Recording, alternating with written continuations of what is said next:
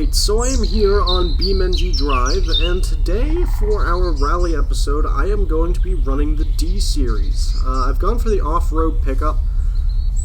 I'm kind of scared with this. It should do fairly well around here, but I feel like it might be kind of bouncy. There's no weight over the back end, or at least not much, so I feel like that might cause us some issues. We have 3 runs down our rally circuit to try and beat the target time set by our Rally Sunburst. That was a 3-minute 32.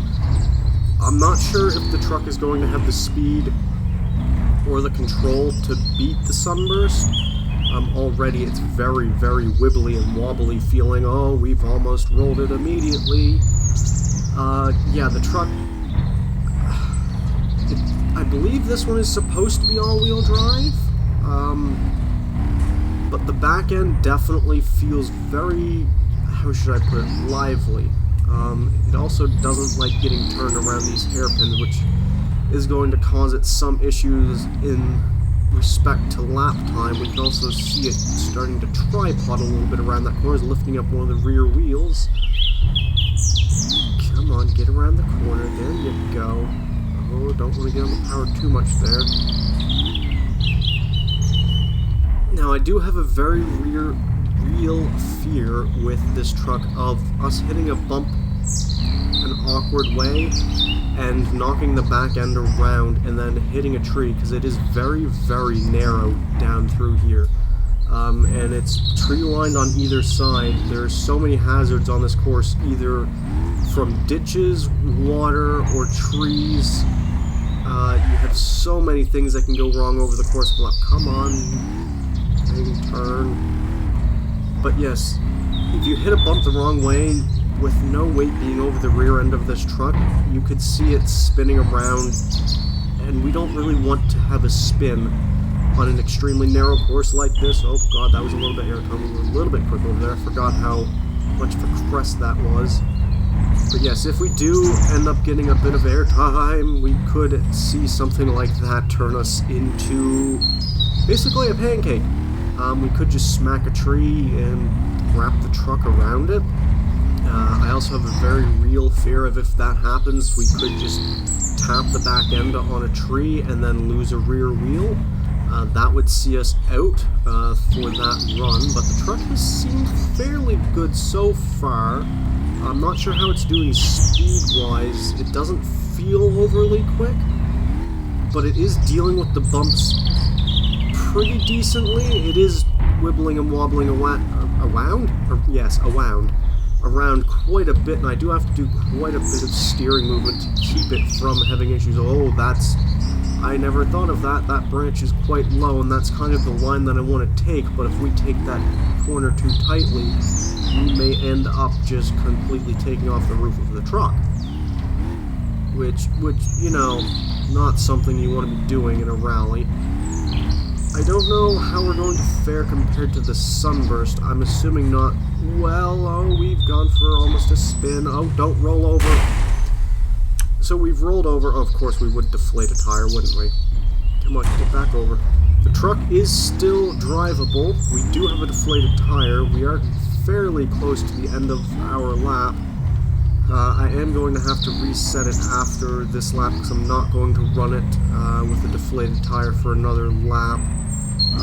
That will mean it will only have 1 lap left to complete the circuit, but by the looks of it, it wasn't going to go immensely quick.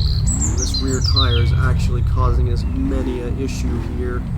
I would like to finish our first lap with the truck. When this tire goes, it is going to cause us more issues. Hopefully we will complete the lap before that happens. And indeed we will. We will cross the line with a 357. Oh, get turned. Okay, so I'm just going to reset the truck, and I have to stop the timer. So 357. We have quite a bit of time to make up. That did involve us being on our side for a little bit. This is our last run. So I'm hoping that the truck will be able to make up a bit of time and not have a huge accident. I feel like the truck just, it doesn't have the speed or the acceleration. Like, we are getting up to some decent speed. Oh, something else I forgot to tell you. Seeing as Beam's speedometer there on the bottom right-hand corner measures wheel speed, I have a airspeed speedo there in the middle of the screen at the bottom. That way you guys can see a more accurate representation of how quickly I'm going into some of these corners and so on. Because sometimes cars spin their wheels or one wheel gets lifted up and then Beam gets kind of confused with how fast you're going. This is a spot that the truck really struggles.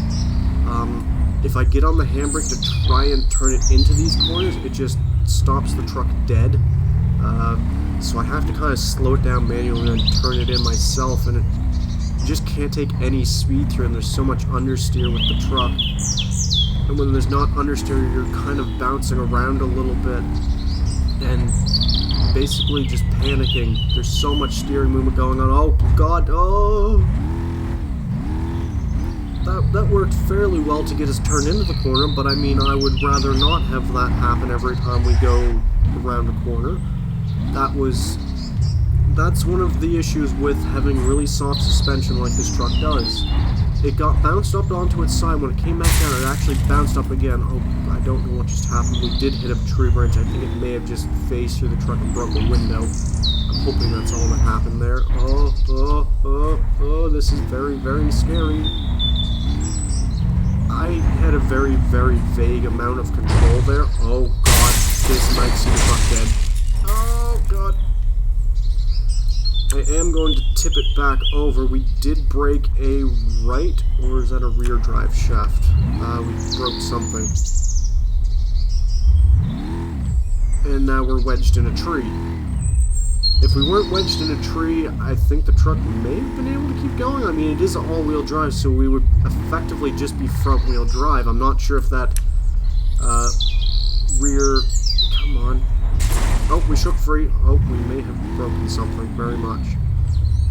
We can still keep crabbing along. We're not going to set a better time than our 357, but we can still amusingly drive. I am full lock left right now, trying to basically just keep the truck from doing that, because the angle that the rear wheel is at, it's basically turning it right. Some of that damage was caused from the crash, some of it was caused, some of it was caused from me pulling it free. Yeah, we're not going to make that corner. Yeah, the truck is dead, and now, of course, both of its front wheels are off the ground, and we've broken the rear drive shaft.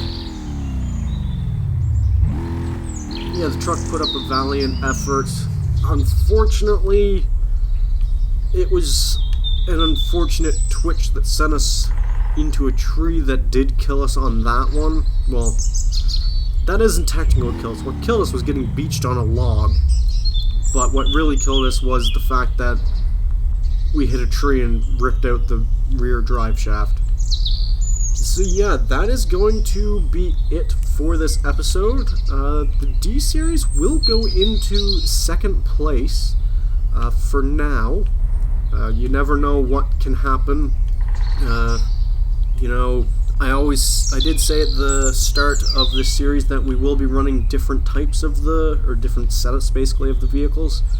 So maybe a different setup of the D-Series might fare better than the off-road one did. I'm not actually sure.